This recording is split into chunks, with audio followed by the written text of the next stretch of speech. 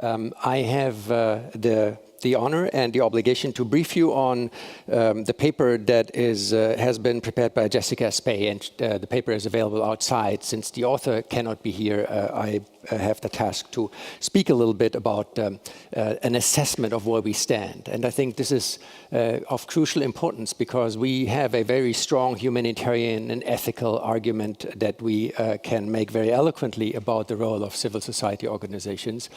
But as has been pointed out yesterday afternoon and in the evening and also today, we are living in a new world. It is not only that after the end of the Cold War, we are traversing uncharted waters. We also have to deal with a tremendous onslaught on rule of law, on the norms of international engagement, and also to a degree with an attack on the common good. And the challenges that the increasing authoritarianism in many countries poses in this context has been mentioned eloquently earlier today. And I think this is where civil society organizations need to embrace and step forward to also play maybe a new role in reminding governments how important it is to uphold international norms, to define the common good in a way that is applicable and productive for the early 21st century after the end of the Cold War and an entirely new era, but also to more self-confidently show the strengths that civil society organizations have, because between the tremendous advances in technical solutions and the increasing community mobilization, I think civil society organizations find themselves in a very interesting and potentially productive role. Of course, we are facing tremendous challenges, but challenges also offer opportunities, and in this context, civil society organizations might be able to play a political, a normative, and an ethical role in decades to come that is unparalleled. They have also specific capacities that are beyond what governments often are capable of doing. One, of course, is the fact that we are facing a lot of transboundary challenges, be it climate change, migratory movements, or others. And there is a significant amount of non-government actors that are really good at doing cross-border work and look at regions in a very different ways than nation states would traditionally do. There's also organizations that are much better as post-conflict dialogues because they're not only more deeply rooted in communities, but they're also less constrained by national borders and boundaries. So I think there are structural arguments to be made that civil society organizations can and must indeed play an important role in years and decades to come. The challenges have been mentioned many times over the course of the last few hours, so I won't go into this, but I think it is important to recognize that with the end of the Cold War, we also see an explosion of non-government actors, especially in the international arena. So in 1990, when the Cold War ended, there were about 6,000 international NGOs, and that number grew to more than 50,000 in 2006. And I think this shows you two things. It shows you that there's a tremendous need for NGO activities, but it also documents that there are increasingly open spaces, independently of how difficult the situation is for many of our international partners and friends. That number has grown in 2018 to over 65,000. And I think this is an important number, but it also shows that there's a vast array of actors, and the question is, how can we get a better idea of analyzing and quantifying the impact, the role these organizations play, and also have a more structured way of thinking about what they do. So let me just mention a few ideas that were put forth in the paper. Civil society plays 5 crucial roles. It is an institution, ideally, of checks and balances, because government alone is usually not in a position to really advocate for change and be an agent of accountability on its own. Civil society groups also have a crucial role, and that has been shown over the past years in collecting data and providing science-based specialist knowledge that can be used by governments or others.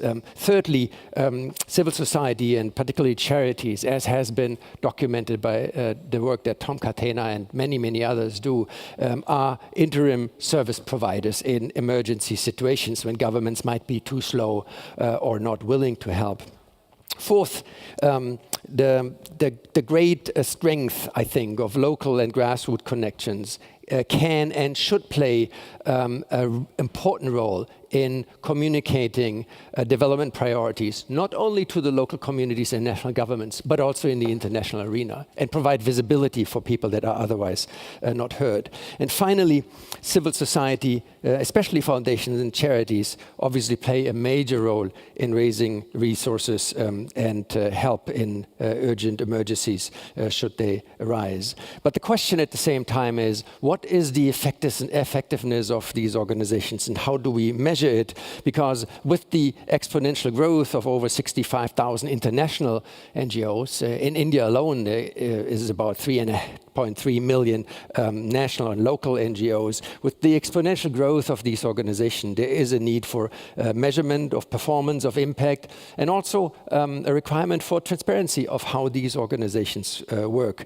And this goes all the way up to the governance structure of large foundations, where you often have situations where multi-billion-dollar foundations have rather intransparent board structures, where sometimes family members of the founders have a responsibility and are not necessarily accountable to transparency standards that we would expect from actors of that size. So in Busan in 2011, at the high-level forum on aid effectiveness, people made the first attempt to get a better idea of how civil society organizations can be not held accountable, but better understood in terms of their impact, in terms of the work they do, and in terms of the effectiveness of their work. And obviously, civil society organizations serve a number of functions, as I have mentioned before. Just to give you one example, there is a claim that developing countries lose as much as $1.3 trillion a year through corruption, bribery, theft, and tax evasion. And civil societies organizations have played an important role to ensure that you not only expose instances of corruption, but also empower local communities to deal with these issues. Maybe even more importantly, and especially in the current political context that gives us reason to be concerned about increasing isolationism, not only of authoritarian countries, but even the United States in its current state of affairs. It is important to strengthen the voice and agency of disempowered and politically marginalized people. And this is maybe one of the tasks that civil society organizations, if they are engaged in the field, need to embrace, because this is a constitutive component of the Agenda 2030, and also there are good best practice examples that we can present. Some of them are mentioned in the paper, and I won't go in those examples for the sake of the time. But there is also a nuanced approach that we, I think, need to develop, and that is one of the proposals that are being made in this paper, to maybe more strongly categorize civil society organizations and figure out how to think about clusters of civil society organizations given on their specific strengths, be they in the field of playing the role of a watchdog, of advocates, service providers, capacity builders, incubators, solidarity and supporters, or define our standards. And I think the last point, defining standards and norms of engagement and also of behavior, is increasingly important, because civil society organizations, by and large, have a great advantage of being independent of immediate government and national interest, and also being hopefully independent of strong private sector interests. And that independence is very, very important, and we should make that also a qualifying criterion when we think about civil society organizations. Back to the question of effectiveness and and influence that those organizations can exert. With a caveat and a footnote, if you talk about, and if we talk about the effectiveness of civil society organizations, we also have to face the fact that a lot of NGOs face very, very difficult circumstances under which they work in a number of countries. The Civicus monitoring report that was last published in November of 2018 argues that in 111 out of 196 countries assessed, the freedom of assembly and association were under attack. And that is obviously something that immediately impedes and challenges the work of civil society organizations. That report also argues that only 4% of the world population live in countries where governments respect the full freedom of association, peaceful assembly, and the freedom of expression. So one further self-interest guided argument for civil society organizations to strongly engage in the normative debates of what it means to establish or preserve pluralist and liberal environments in our societies. The last point, and I'd like to elaborate here a little bit. The question is, how do we measure impact and how do we talk about impact of civil society organizations? I think there's a quantitative approach that is legitimate and important to look at which organizational forms and which organizations are good and potentially can scale up their work if they get greater resources. I think that was one of the arguments that Tom made yesterday evening, that he said he was very much tied to the work that he does in Southern Sudan, but at the same time he accepted the role of ambassador in this organization to be able to figure out whether there is an opportunity to scale up the work that he and others in his field do through greater visibility in the international arena. Secondly, civil society organizations are good at multiplying fundraising efforts. There is one example that the Development Initiatives, DI, estimated in 2017 that about $6.5 billion, almost a third of all humanitarian funding, was raised from private funding by civil society groups and private entities, and only 20 billion came in from governments and other institutions, including the European Union. So again, there's tremendous capacity, but with that capacity also come responsibility, the obligation to be transparent and to be accountable. Civil society organizations are also good multipliers of efforts. The Global Fund for AIDS, Tuberculosis, and Malaria is a good example because civil society organizations have 3 of 20 board seats in this organization, and they help to raise $4 billion for programs focused on reducing the number of deaths related to those illnesses. These are more the traditional fields of engagement. I think given the current political situation and the global uncertainty that we are facing, there are additional capacities that civil society organizations have where they're good at and that we should pursue. Again, that is a suggestion for conversation, because civil society organizations are also good at formally and informally monitoring governments and big actors, including private industries. And to embrace more thoroughly the idea of civil society organizations producing shadow reports and using accountability tools to really move big actors into the right direction is, I think, a tremendously important task. This requires research, data, and solid arguments.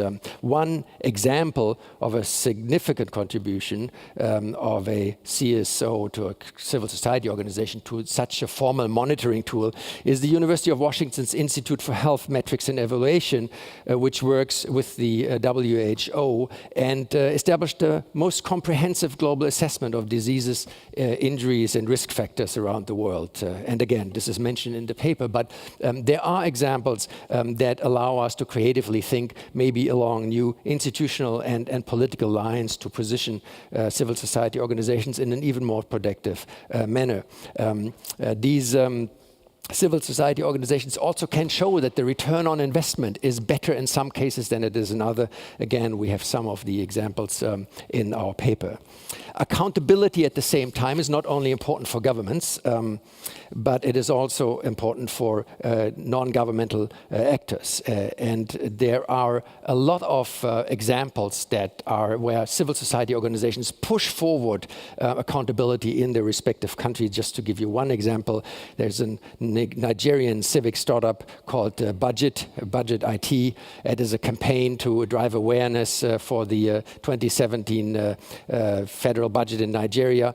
And they successfully engaged 2.5 million Nigerians online and offline, and engaged over 25,000 citizens in a review process by making the budget data available in PDF formats. And of course, people uncovered a lot of fraud, including a $113,000 investment for a non-existent youth center in Kebbi State. So these are new technical tools that can be used, but that they also should be used to measure the transparency and accountability of civil society organizations. To give you one more example, there is a healthcare initiative in Bangladesh called Manushi that, with the help of local health workers, used data from social mapping, local censuses, and real-time data sharing through mobile devices to more effectively provide maternal health interventions in urban slums.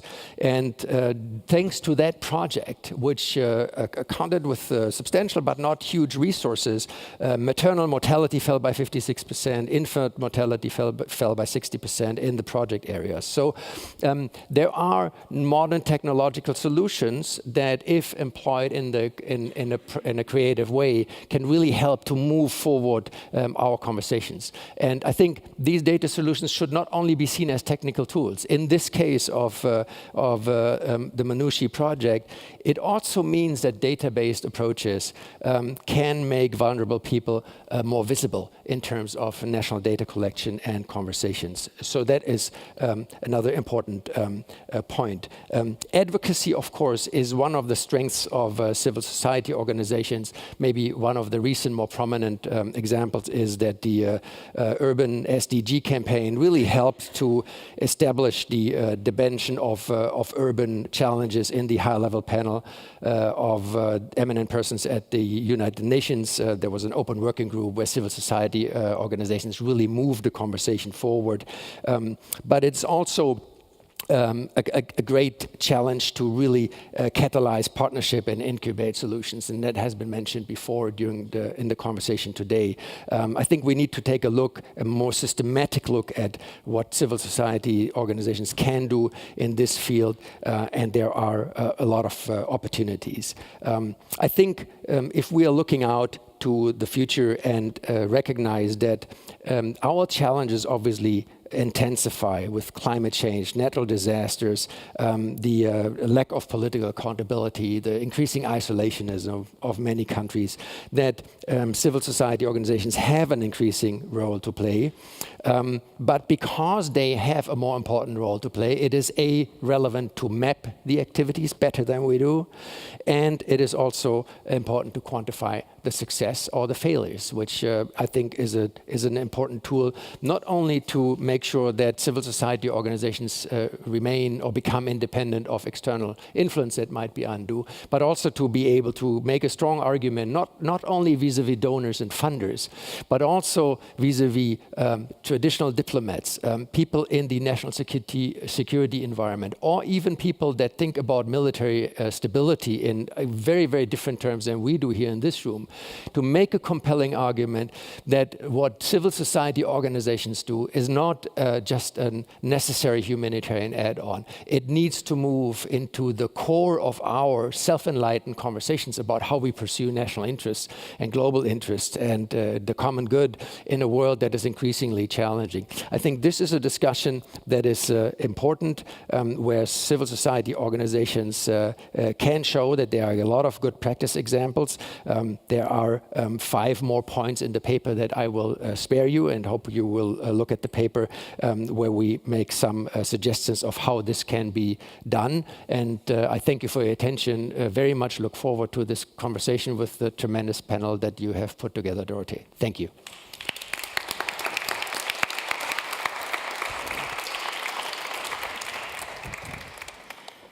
Thank you very much, Michael Wertz, for this very precise overview of the tremendous capacities that there are for civil society organizations, but also the need to be held more accountable and to monitor their own activities better. And you have been talking about visibility and about stories, and we will start in this panel, we will start with some stories, and as I said, come to the ground and see what is actually done, what our panelists actually do, and I will very briefly introduce every single one of them and then start with some of the stories. So to my left, you have Sunita Krishna. I introduced her last night already. She was Aurora finalist 2018. I just want to tell this small anecdote that when I met her after the announcement of the prize, and I said, "Oh, I would have also liked it very much if you had been the laureate." Then she said, "I didn't win the prize, but I won a place in your heart." And I can say that is true. She did, and she certainly wins a lot of places in a lot of hearts in India, where she works against the sexual exploitation of women and girls. We'll hear about that more in a second. Then there's Christopher Lockyer, Secretary General of Médecins Sans Frontières, and he said it's not so much his personal history that he wants to tell us, but more he's going to tell us more about the challenges and obstacles for Médecins Sans Frontières and how they managed to become such an important organization. Then we have Katrine Camilleri, Director of the Jesuit Refugee Service in Malta, and also laureate of the Roland Berger Human Award Prize that we're going to talk about briefly. And Michael Wertz I've already introduced. And to my right is Saren Cabot-Jones. She's CEO and co-founder of Face Africa. And you will tell us what exactly you do for Face Africa, a clean water activist. So starting with Sunita, since you want to talk about what's actually done on the ground, what makes people engage themselves for certain causes, and then even found their own NGO, and not just complain like many of us do and say politicians are not doing enough and everything should be different, but rather actually doing something themselves. So I'd like to ask the two of you, starting, what really made you become so engaged for that particular purpose?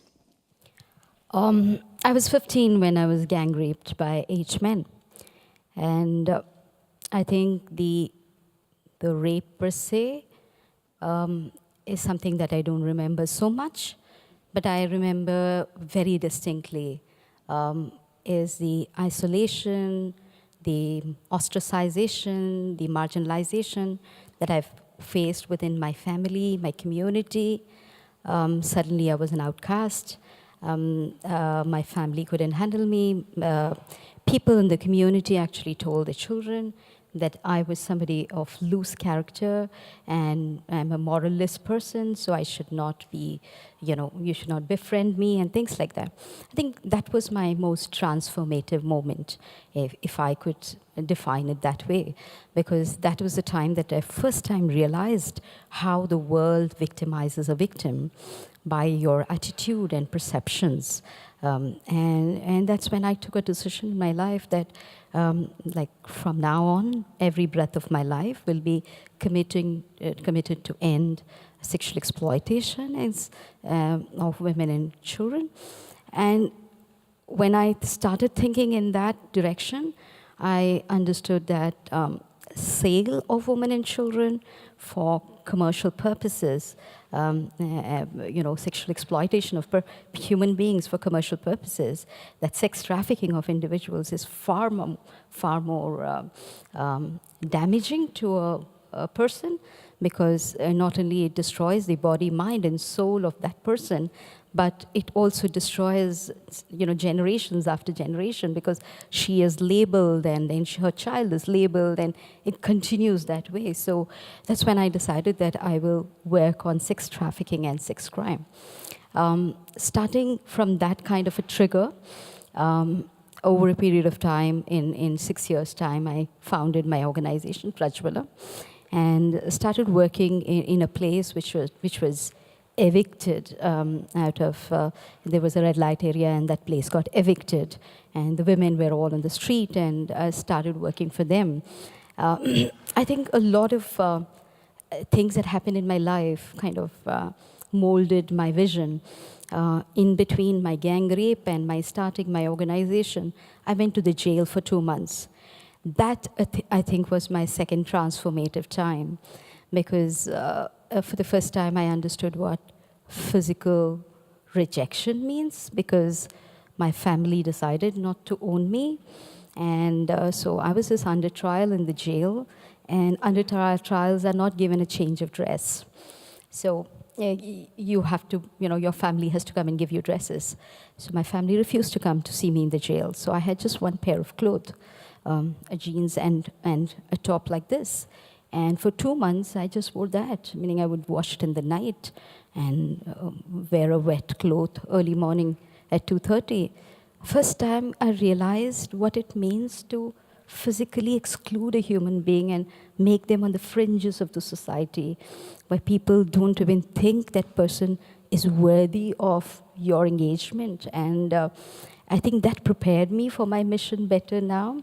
So today, when I run this very large organization called as Prajwala, which I founded, it's one of the biggest organizations in the world working on sex trafficking. I understand every child that I've rescued far better. I understand the world that they come from. The youngest child that I have rescued, and I see kind of the worst of humanity, because that's my day-to-day engagement. The youngest child that I've rescued from a brothel is 3 years old. And so to think that there are people in this world, men in this world, who will actually pay 10,000 rupees, 100 euros, 200 euros, just to have sex with the 3-year-old child, that's the world I'm dealing with on a day-to-day basis. So I see the worst of humanity, and in that space, trying to create hope, trying to create a sense of recovery and sense of being in terms of dignity is what I do. In the last 25 years, I've removed around 20,000 women and children out of prostitution and sex slavery, been able to establish and demonstrate that it's possible to bring people out of slavery and give them an alternate life. It's possible to bring power in the face of pain. And I call Prajwala as a laboratory of experiments to bring such possibilities. And today we are also one of the most powerful advocacy group advocating for the voices of the survivors to be heard by the government. In fact, day after tomorrow, in the parliament, comprehensive legislation that I've been fighting for the last 14 years is coming up in the upper house. It's already passed in the lower house, but if that comes in, India will get the first comprehensive legislation against human trafficking. So what is basically a grassroots movement has today become one of the most powerful voices in advocacy. Mm-hmm. Thank you very much for sharing the story.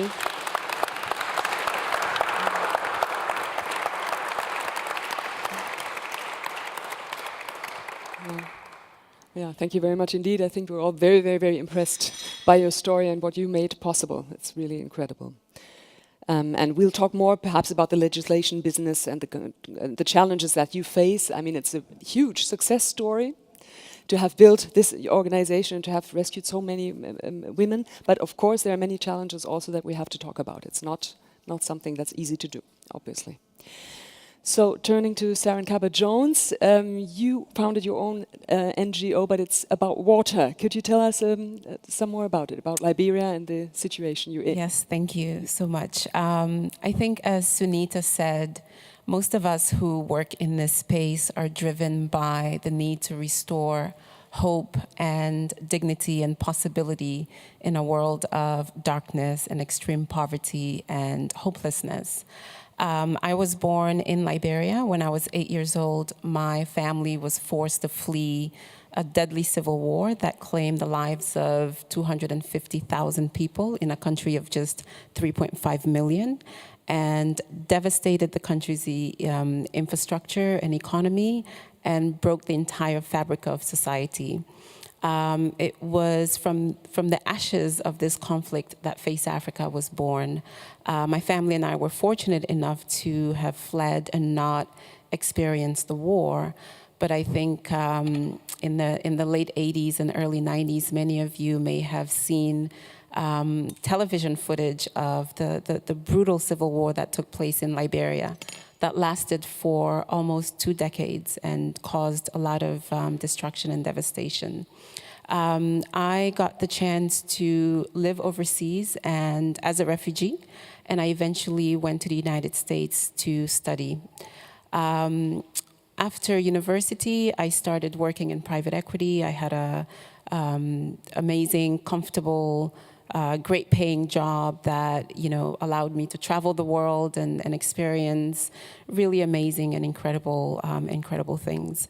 But Liberia, my home, was always at the back of my mind.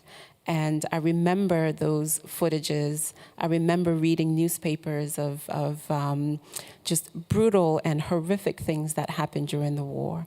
And even after the end of the war, even though I hadn't gone back to Liberia, I heard from family and friends that I still had living there about the conditions that they were living under. And so in 2008, after almost 20 years of being away from my country, I decided to go back. One, to reconnect and see my family members and reconnect with my home. And what I saw devastated me. I had never seen that level of poverty. I had never seen a country and a society so broken. And so I decided that I, as an individual, was going to do something about it. I didn't know exactly what. I knew that education was something that my parents had instilled in me growing up. And I knew that educating young children was one of the best ways to make sure they don't lead a life of poverty and hopelessness. But when I got on the ground, it's one thing to have these ideas of wanting to fix social problems when you're thousands of miles away. When I got on the ground, what I realized was that education was the least of Liberia's problems. There were so many competing issues: access to social services like quality health care and access to clean water. I realized that one of the major barriers to children actually getting an education was lack of access to safe drinking water, and that children were dying before age 5 because they were drinking contaminated water, and that waterborne illnesses was the largest killer of children under age 5, more than HIV, AIDS, and malaria combined. And so I think for me, that was my transformation moment. Yeah. That's when I said to myself, what can I do to give back to my country, to help the government, which had limited capacity and resources, and help bring hope and dignity and life to my people. And so that was the impetus for starting Face Africa. Yeah. That's interesting, because in a way that's a rational decision. You see what is most needed. It's not because of a personal experience or so that makes you go into that direction, but a rational decision. This is what's most needed and what I can do best, maybe, what I'm best at. Somebody said this morning, you should all do, everybody or every organization should do what they're best at. Okay, so then there's another kind of motivation why people get engaged in such a strong way. Katrine Camilleri, you give legal advice to refugees coming to Malta. And you've done so for 10 years now, or about? 20. 20, I'm sorry. I made you younger. Yeah. So I think my journey to JRS was maybe a lot less dramatic and maybe a lot more straightforward. I started out just after I graduated as a lawyer, I started out volunteering, providing legal assistance, like you're saying. And then at some point, there was an opportunity. I was the first employee of JRS in Malta, so there was an opportunity to actually, engage with the organization on a more full-time basis. So I actually offered to take up the post, and I never looked back. I think for me, what it represented was the opportunity to use, at the time, my skills, my profession, to fight for something which for me seemed a lot more worthwhile than what I was spending all of my time on. It gave me the opportunity to advocate for people who were largely invisible. This was 1998. When people started arriving in Malta by boat, of course, that changed completely, and migration became one of the most visible and one of the most contentious issues. However, at the time, refugees in Malta were largely invisible, but I wanted in some way to take this opportunity to advocate for a population which seemed to be invisible and have no voice, and were seen very much as objects of charity more than people with rights and with dignity. Over these 20 years, I've worked with other people, many other people, to develop the services that today we provide, which is, yes, legal assistance, but also information, very basic information, very often to people arriving in Malta, and more recently, psychosocial support, so support which is intended to help people to rebuild their lives in Malta, which actually can be quite a challenge. So this is a little bit about how I got here and what we do. Thank you. Talking about visibility, I'm just wondering, where is Roland Berger Human Dignity Award? There you are, Frau Pütke, you're still there. You're still there, because I know she has to leave early because there was some complication with your flights. Some women disappear behind a big man in front of them. Talking about visibility. Now you're visible, that's fine. I insist. That's good. Okay. Again, because Katrin Camilleri is a laureate of the Roland Berger Award, Human Dignity Award, would you just tell us a few sentences about what that award is about? Yes, I think Katrin can, or has explained it much better than I do, what we are standing for and what is our aim. The Roland Berger Dignity Award is very similar to the Aurora Prize. So I think I must not long explain what we do. We are looking for organizations and individuals who support people who cannot speak for themselves. And Katrin is a very good example for that, because they support individuals to get their rights, to save their rights. As a lawyer, she knows what to do, and as a friend, I think she knows what the individuals need in such a strange and very dangerous situation. So we have 16 laureates till now, and next year we have another prize just in front of the European elections. And our motto for the next prize is to defend democratic values in Europe. And if some of you know an organization or an individual who should be laureated, please let us know. We are now looking for candidates 1 week longer. We have a lot of candidates, but if you know this special the special issue, I think we talked since yesterday very often and very strongly and very deeply that democratic values in Germany in Germany and in whole Europe are not so sure, not as sure as we always thought. Thank you. So we have definitely feel free to suggest future laureates to Regina Pöttgen. And I'd also maybe ask the two of you, since you're both laureates of prizes like that, in which way does a prize, being a laureate or a finalist or a laureate, change the work? Does it change the work? Does it really help? Sunita, maybe? I think it changes for the person, not so much for the work, but you know, somewhere out there when you're fighting a mafia, there have been 17 attacks on my life, and you know, it's kind of a very dark space that we are working. And there are moments when you think that, is it all worth it, or, are you doing the right thing? So when there's somebody who says, no, you're doing it right, and we acknowledge it, and we applaud it, and we celebrate it, it's a kind of a huge sense of solidarity, and the kind of strength you get to continue and rejuvenate is unimaginable. If I have to give the Aurora's example, those 3 days in Yerevan has kind of given me energy for the next 100 years, meaning there's no reason that I will stop even if I'm killed.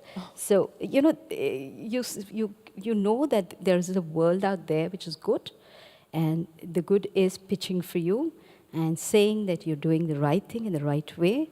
I think that's a huge amount of reinforcement that an award gives. Because the ground, the money and everything can come from any source.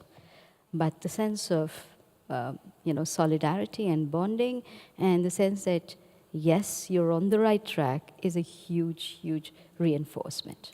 Thank you very much. Very beautifully said. Yeah. Yeah. Katrine, would you agree on that? It's basically a personal reinforcement, and something that also civic society should be giving much more to all those heroes of humanitarian work. Yes, I agree wholeheartedly. It's definitely all of that. I think it's also an opportunity to shine a light on issues which are not always very visible. Migration, or which are visible but may be portrayed in ways which are not always ideal.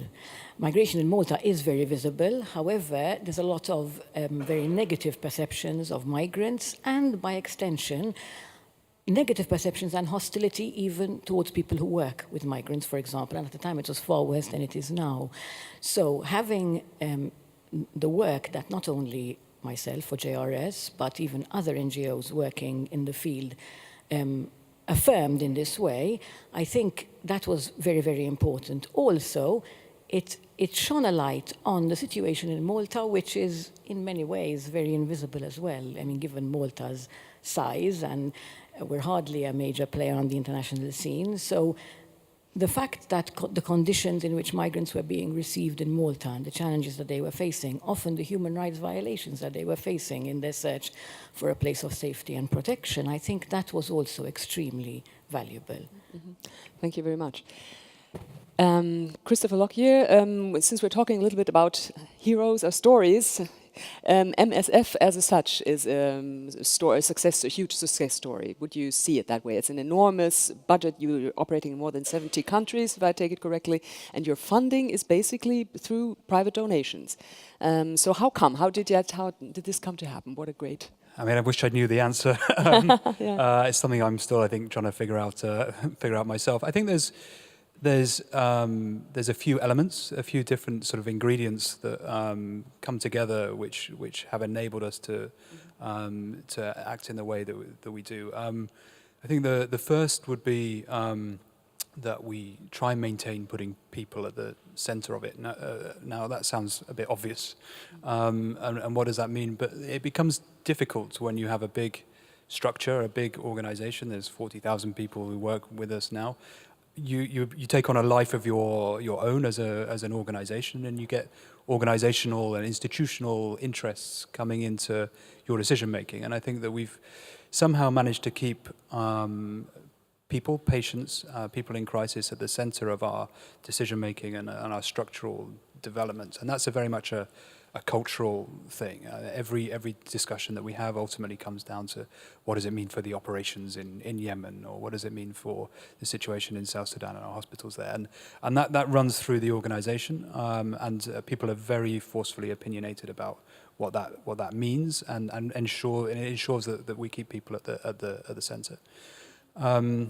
The second point links very much to something that Sunita was saying, in that we combine the actual hands-on touching patients with speaking about the conditions that we see, and this comes from our very origins, and that we always try and say if there's something that we can't address through the Medical Act, or we think that access to patients or people's access to us could be improved, then we endeavour to highlight that, whether it's in the public sphere or whether it's bilaterally through different engagements with governments or local actors, military or other civil societies in that space that we operate in.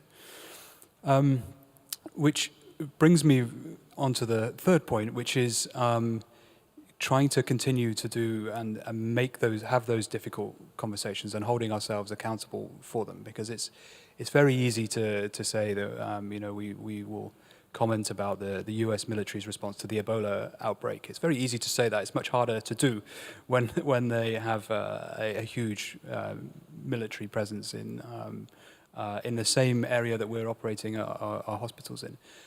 It's a hard thing to do to say to the European Union, because of your policies on migration, we're no longer going to accept your funding.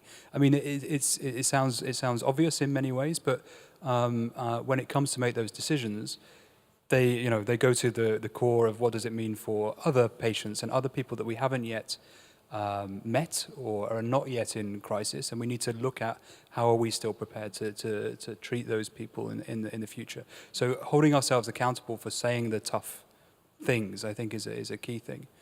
And I've been trying to think, considering the sort of the discussions that have been happening here, how does that frame ourselves? How do we frame ourselves with these other discussions? And I think this panel is a very important one within the context here, because I think the way we look at it is not necessarily how does a humanitarian act fit within a foreign policy or a legal or political framework.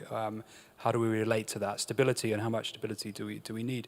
That's not really the question that we're trying to answer. The question is more looking at, through the lens of the Humanitarian Act, how do we use these other frameworks? How do we engage with those to be able to improve our chances of helping as many people as possible, and ensuring that we're not, when we say that, we're not aggregating data. We're not talking about as many people in terms of, what's the average number of patients that we treat per euro donated. We're talking about many people as a collection of individuals, each with their own lives, their own concerns about dignity, and et cetera, et cetera. Yeah. But I just want to finish with it's not easy, and particularly in it's not just Europe, but it's very, very eminent in Europe at the moment, in that it's not just stability or lack of stability. It's and it's been mentioned a couple of times, it's active engagement in conflicts by European states, not just European, North America, all over. But it's also the criminalization of the Humanitarian Act and those people who are seeking humanitarian assistance. I mean, we see it, we've had to recently suspend our activities in Nauru off the coast of Australia, because we were accused of politicizing what was essentially a mental health crisis. I mean, what we were basically saying is there's a mental health crisis with people seeking refuge in Australia. And we're also in this situation where we've had to suspend our search and rescue activities in the Mediterranean because our boat, has been sanctioned by the Italian government. And this plays into not just the nation states, but it plays into the role of the European Union as well, in terms of their policies regarding search and rescue, and the Libyan Coast Guard, and us having to suspend a service which is literally pulling people out of the water at some point, and is then condemning them to be returned back to detention centres in Libya from which they've been fleeing. So it's not just about the support that we can get, it's that at the moment we feel that the people that have historically been supportive of the Humanitarian Act, when it comes on their doorstep, are actually actively turning against us. So it's very difficult at the moment. Thank you. Michael Bruce, maybe you could comment a little bit on that, because you said the bigger civil societies get, civil society organizations get, the more potent they are, the more they are to be held accountable, and of course the more they can get into political trouble, as you were describing it. Would you want to comment on what he said about Médecins Sans Frontières and their role? I think the Mediterranean is probably the most poignant and devastating example as to who Europeans are and want to be as a society, because close to 10,000 people, or according to some estimates even more than that, have been drowning, and this has been playing out without a major public conversation in Europe. And as you said, even people that engage in humanitarian help are being criminalized increasingly. And this would be maybe some suggestion for your Defending Democracy Prize. I think this is a core issue of defining European democracy, seeing how the continent relates to humanitarian crises. So I think this is where civil society organizations whether they want to or not, need to get engaged in a public policy conversation, because it is a contested territory. You have mentioned the Italian government. I think one could well argue that the problem is less the immigrants that are trying to cross the Mediterranean and coming to Italy and to Europe, but it's rather many members of the Italian government that have emigrated from a humanitarian and democratic consensus that has defined European politics for a long time. So I think to instill the notion that norms and international law and humanitarian issues matter out of an enlightened self-interest. It is not only that you want to make sure that people don't die, it is also to maintain the fabric of our societies. Because if you give in to these primordial fears that conservative agitators mobilize when it comes to migration or many other issues, then you will in the medium term also lose liberties that you have cherished in your own society. And I think this also extends to the international arena. If Sunita's law gets passed in the upper house, and we all hope it does, I'm sure that under the current conditions in your home country, it would be helpful that foreign governments remind your government of implementing the law fully and making sure that local officials actually do the things that are being required by what you have fought for such a long time. So I think that is where we really need a conversation to shift politics and public policy debates into a direction that really help us to maintain not only stability in a broader sense, but also a notion of who we are and a notion that we can live together if we really make the effort. So I think this is a prime, albeit extremely depressing example. Thank you. There's two things that I would like to get out of you all, and maybe all of you also. The one thing is the big challenges that you feel that you're faced with in your work. That's one thing. But the other thing is the partners that you have, or the partners that you would wish for, the partners that you made experiences with that let you down or didn't work at all. Maybe you can have some a little bit shorter answers than we had in the first round in order to enable, for instance, Margaret to say something to this topic, but maybe you would like to start about what's your challenge and what are your partners? I think I'll put my challenges into 4 corners. One is that I fight an organized crime, which is the 3rd largest organized crime in the world. It's an $858 billion industry. So every person that I'm removing from that space is a revenue depletion for somebody. So they're obviously not very happy with me, and they're not going to hug me. So they are constantly at battle with me, and they want to ensure that I'm wiped out. So that's one corner of the challenges I face. Another very big challenge that I face is the society, as the global society, the local society, and the society at large. But we risk our lives when we get into a brothel or a place of exploitation to remove a 5-year-old child or a 10-year-old child. We put in years to restore dignity in that person and a sense of hope. And then the society rejects that person, saying that, oh, this child has come from that background, that can kind of kills your work every day in your life. Sometimes your name itself is a bad name for the child. So there are hundreds and thousands of my children who do not want to say that they have come out from Prajwala, because Prajwala means a bad name for them. The third challenge is when an ideological position gets conflated with a criminal syndicate. And that becomes a huge challenge for you. Like, for example, the space that I'm fighting is sex trafficking. And there is another lobby which wants sex work to be legalized.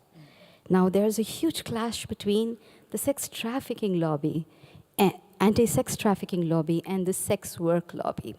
And especially when it comes to adult women. So who will decide that an adult woman is in sex work or is sex trafficked? You know, what are the signs for that? And that challenge can be so defeating, because the other 2 challenges, it's easy to point out, but this one is very intellectual, it's very philosophic, and therefore the attack is also at a different level. Like recently, for example, this lobby got a grant given to a freelance journalist to write a malicious piece about me and my organization, which appeared in the Guardian paper on the 23rd of November. it killed me in many ways. You know, emotionally depleted me in many ways. Not so much my work, because the government is with me, but, you know, these are the ways also that this person can be attacked. And it is a lobby of intellectuals and liberals who are doing this to another. So, you know, the kind of fragmentation in civil society in terms of ideology can also become a challenge in frontline work. And the last, of course, is resources. You know, I run one of the biggest protective homes in the world. At any given point of time, I have more than 600 residents in my protective home, which means that I'm feeding 600 people any day in my life. I'm taking care of them till their death. Many of them are HIV positive. That means a huge amount of resources which doesn't come easily within your country. So you depend too much on outside sources, and that becomes an everyday challenge to sustain. And who are my allies? My basic allies are my survivors. They are at the root of the partnership, because they are the ones who define the program. They are the ones who define the direction the program will go. So without them, there's no partnership at all. And I think society as a whole, because whether it is the private, the corporates, the government, the public sector, everybody is a partner in different ways. And because we are also involved in advocacy, it's also the courts, because the 14 years battle that is now leading to this legislation came through a court battle. So your one big ally is the judiciary too. Okay, thank you very much. That's interesting. What do you? I'll try to be brief. We have two different types of partners. So the external actors, the foundations, the funding partners, the research institutions that provide us with the latest innovations and technology in the water space.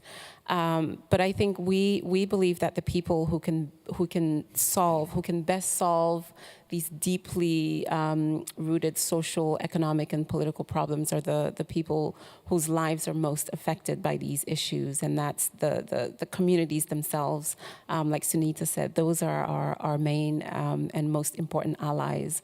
The women advocates and activists, the youth groups, the community-based organizations, the faith-based organizations. Those are the ones that we partner with to co-create solutions that are appropriate for them, that work for them. I think our biggest challenge is, over the last 7-8 years, we've been able to bring clean water to over 200,000 people. And that may seem like a lot for a small organization our size. But I think we're realizing that we haven't really been able to move the needle on this issue that affects almost 1 billion people globally, and most of those people live in sub-Saharan Africa. So I think thinking about how do we go from I want to make a difference in someone's life or in this community to here's how real transformation takes place. And I think for us, the water problem is not just a science or a technology problem. There are human issues of governance and policy and leadership and social resilience. And that's where advocacy comes into place, where we are putting the burden back onto government and engaging with private sector and other actors in the space to come together and create solutions for this problem. Thank you. Margaret, would you want to say something about this question? What are the great challenges? What are the greatest challenges for you, and what are your partners in your work? First, of course, you have to tell the people who, or maybe who you. I am frustrated with my English, but I will try with my French English. The problem when you are in the country, for example, when I was in Burundi, when politicians... Maybe you should say briefly for the ones who don't know you yet, you're the laureate, Aurora laureate 2016. You were the first Aurora laureate? Yes. Right. And did I say something wrong? What did I say wrong? What? Did I say something wrong? Because everybody's laughing? Okay, thank God. That's good. And you saved many, many children, thousands of children in this during the civil war in Burundi. We introduced you yesterday. But the challenge is that your killers, the killer of the parents, for example, were your neighbors, and you are the friend of the children of the killers of your parents. For me, it was very difficult to accompany all those children to visit the killers of their parents. But we succeed because we refuse to be victims. Thank you, Sunita. Because when you refuse to be victims, but surrounding you, they want that you revenge. The big challenge I faced, it was my own family. Because my family, I lost 60 people, members of my family. But I protect, for example, Hutu families. And then my families, relatives, said, why? Why you protect the enemies? I said, no, I want to raise a new generation who will be able to break this cycle of hatred.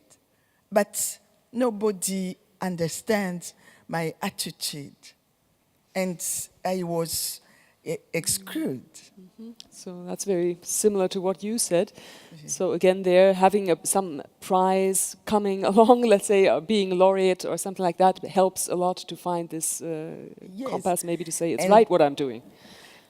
When I adopted, when I was young, and I adopted Hutu children, my family asked me, why you bring the enemy in our family? And then I dedicate all my life. I passed more than 25 years to explain that we are one human family. We are Burundian. Why we kill each other? And it was not so easy. Yeah. Yeah. So talking about partnerships, talking about possible alliances, is there any particular possible ally that you see that, we were talking earlier about the platform of non-governmental organizations, for instance. That was just an idea that came up. Have a floor or like a union or a platform for non-NGOs. What do you think of that that idea? Is that feasible? Is it sensitive? Before I answer your question, okay. could I perhaps just say something about this word partnership? Oh, sure. Because it's one of these words that we use so much, you know. So many people call themselves our partners. But sometimes I'm not sure that we understand partner in the same way. For me, as a basic, being a partner with someone means that you're working together to a common goal. And I think it says something about the quality of the relationship as well. So a relationship which is a relationship between equals, a relationship which is based on mutuality, a relationship where there is an element of trust. For me, all of these are essential if I'm going to call someone my partner. But I find that very often, many of the relationships that we have with institutions, agencies, individuals who call themselves our partners, often lack one or more of these things. And I think this is one of our challenges, in fact. One of our big challenges is to find people who are true partners. I think from our experience working in Malta, the people with whom it has been easiest to establish true partnerships are other civil society organizations who may not share exactly the same mission or vision, but on a number of key issues and principles, we're there. I think our biggest challenge comes with agencies who are funders, for example, where the relationship can't really be said to be a relationship between equals.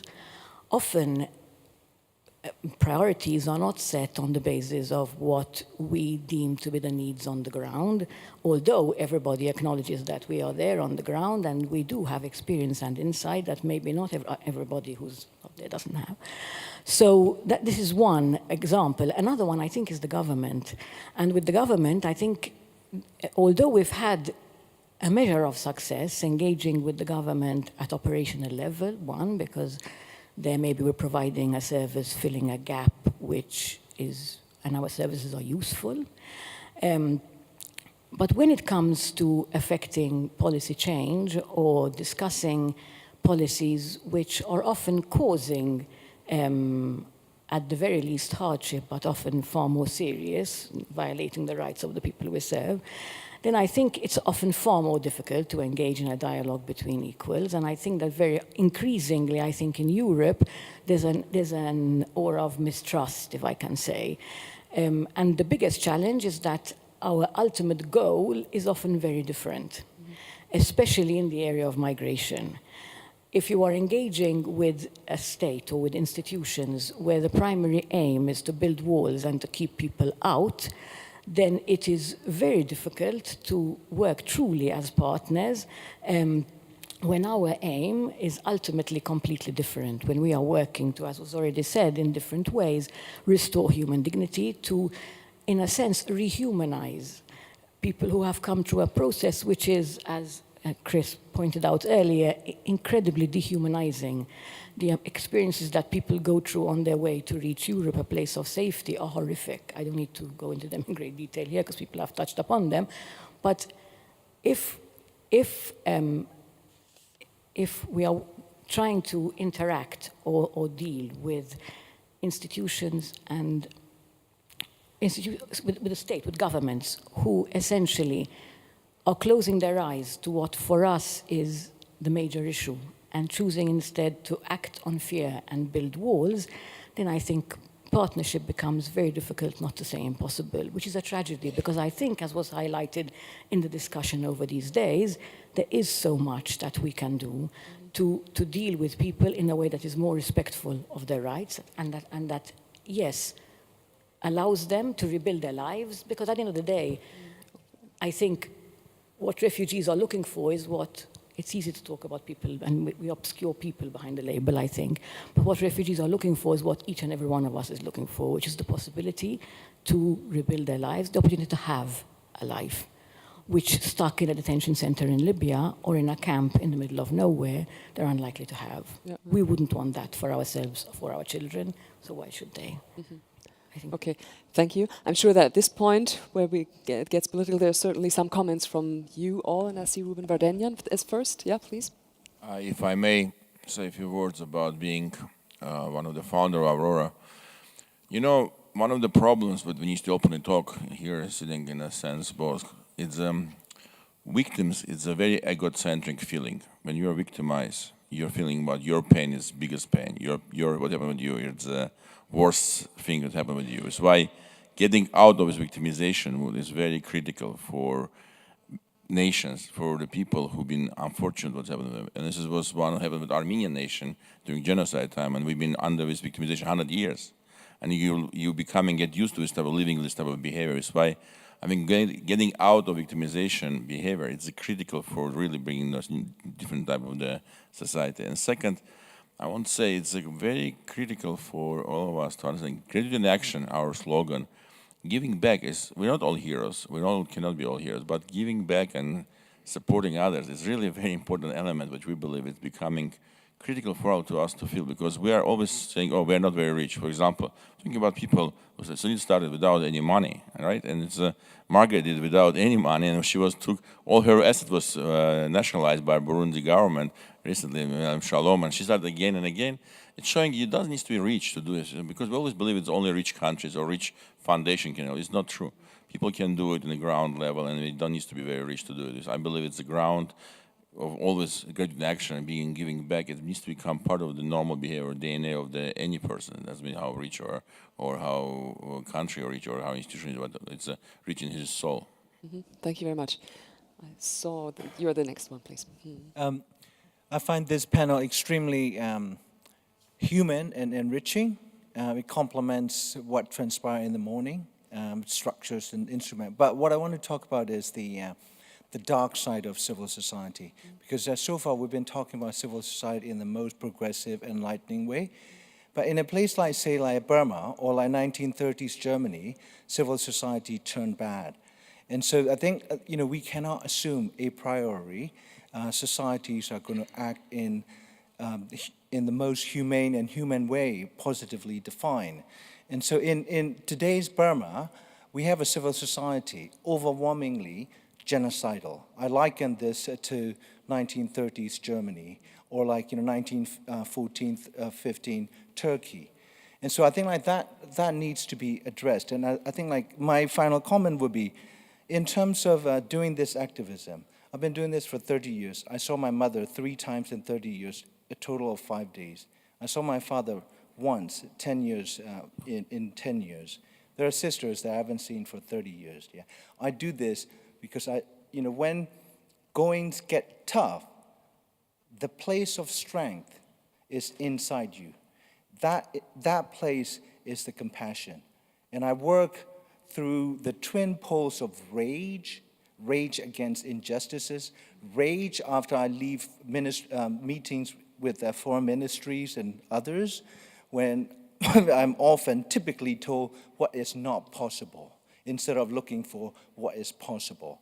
And the compassion, because I'm a father of 2 girls, 9 and 19, and every time I hug my children, I feel both bliss and pain. Bliss because they are my flesh and blood, so I have a natural parental bliss. But the other half is the pain, because I'm a genocide researcher, and so I know what has been done to so many children, and I know that there are parents that do not have the privilege like I do when I can reach out to my children and I hug them. So I think like the key for us is to basically re-inject words like love and compassion and universal fellowship. Finally, we live in a world where human beings are less than law, because unless you have a legal identity within this interstate international system, you are unworthy of protection. It is like Sunita. The people with no legal identities are outcasts. They enjoy nothing, absolutely nothing. There is something fundamentally wrong about the world order and the institutional rationales that we have been brainwashed to believe in. Thank you. Thank you. There are many comments I hear. Yeah. Would you still, just introduce yourself again? I know you already did, but never mind. Hi. Maybe we have. I'm still Gustav from Denmark, and I would like to talk a bit about how some of the problems I have experienced back in Denmark when I worked for the Red Cross. And one of the major problems we had was because we were working with refugees and for refugees. I, from both my home front of my family and from my school and from just the general society, had a lot of negative comments towards me, being like, why do you want to help these people? Why do you want to help these guys from Syria? They're here to steal our jobs or whatever. When in reality, all we did was giving them 2 hours a day, 2 hours a week of an activity or a piece for the children where they could forget about the terrorists they've fled and feel like they were actually welcomed here in the country. And that's one of the major problems in Denmark, that because of the increase in nationalism and the feeling of, because we are a country, we are only allowed to have one kind of person in that country, it's not allowed to help others, and it's not allowed to feel like you're someone else than a Dane if you're in Denmark. And that was a bit on your top. Yeah. Thank you. Nice. Yeah, there are just 2 over there. Okay, first you, then you. Hi, Sasha Chanoff with Refuge Point. Sunita, thanks so much for talking about the people whom you've empowered to take control of their own lives and they'll advocate for change. I wanted to add a dimension around refugees and civil society, in that now, as I mentioned before, they're refugees on average for nearly 25 years. And what we see is there's a new approach that's community-based protection. That is that the organizations themselves don't have the capacity, there are not enough funds to protect and care for and provide services to refugees, but refugees are taking control of their own situations and own lives and creating their own community-based organizations to support themselves. We see this in Nairobi, for example, with members of LGBT communities who fled from Uganda and other places who've come to Nairobi and have their own organizations. In Uganda and many other places, you see refugees themselves themselves who've taken control of their own lives. And it's so important to highlight that and to think about how we draw attention and support to that, because it's easy to find support for organizations that are here in Europe or in the US who have a role in highlighting the refugee situation. It's much harder to find those individuals and organizations on the ground who are refugees themselves, who are supporting themselves. So I just want to highlight the value and importance of raising attention and getting funding to those people on the ground. Thank you. Thank you. Okay. Hello again. My name is Fadl. I'm from Babylon, Iraq. I'd like to say thank you very much. That was really inspiring. But for where I came from, the biggest obstacle an activist or anybody who'd like to do something for the community is the government and the people who are getting interest. So did any one of you encountered such an obstacle while you were working? And could there like a platform built that or a community that can support small organizations to work in their local environment? Thank you. Thank you. Maybe I could, well, since this is a question, then maybe one of you could answer. I could imagine that you would have something to say with it because you have an overview of so many countries where other organizations or where you get into conflict with governments.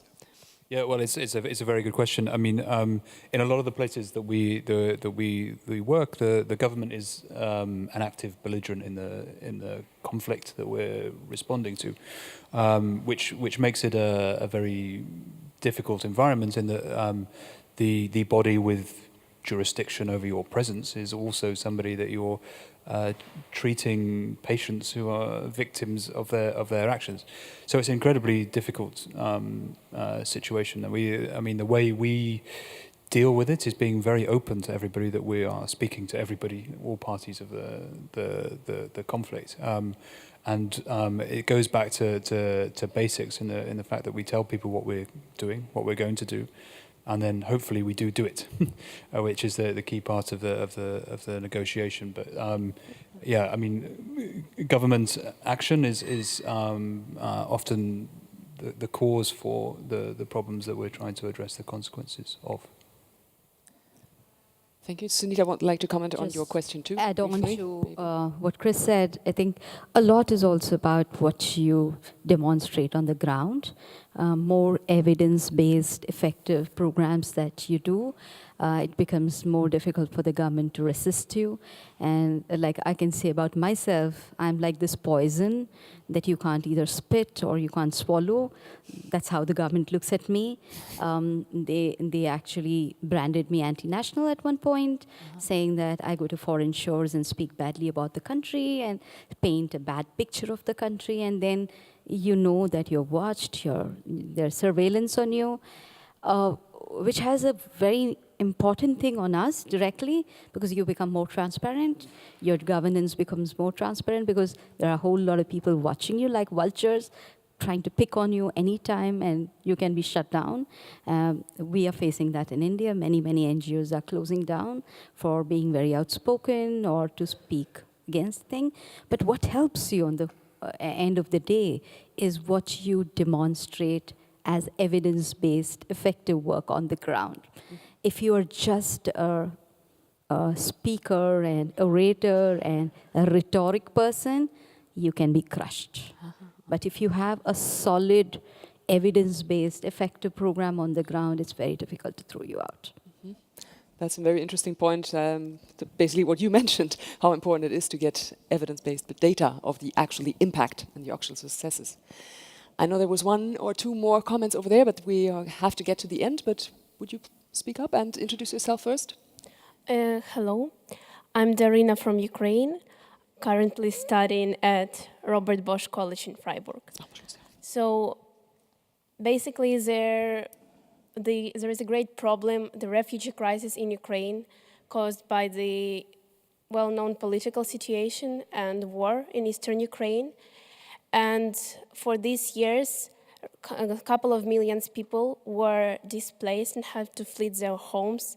And from those, there are around 235,000 children. And basically, I was in the 7th grade There was one year when to my class came around four children from the affected regions. And it was very interesting to hear how Gus was talking about how migrants are treated in his country. But what I can say, it's even worse when the internally displaced people, so people from your country, are treated badly in the environment. And what I want to say is that it's very important how we treat the people, because we people create this problem, and we people should solve this problem.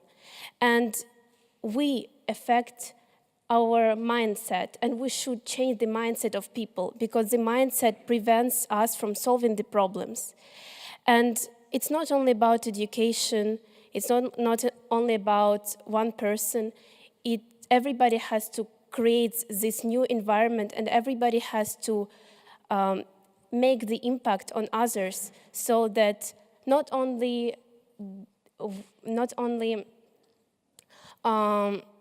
that we won't face any such problems anymore, and that it's not only about people who are coming, it's not only about migrants that come to other countries, it's also about how people are treated in your own country. And I hope that we can solve these problems by cooperating together. Thank you.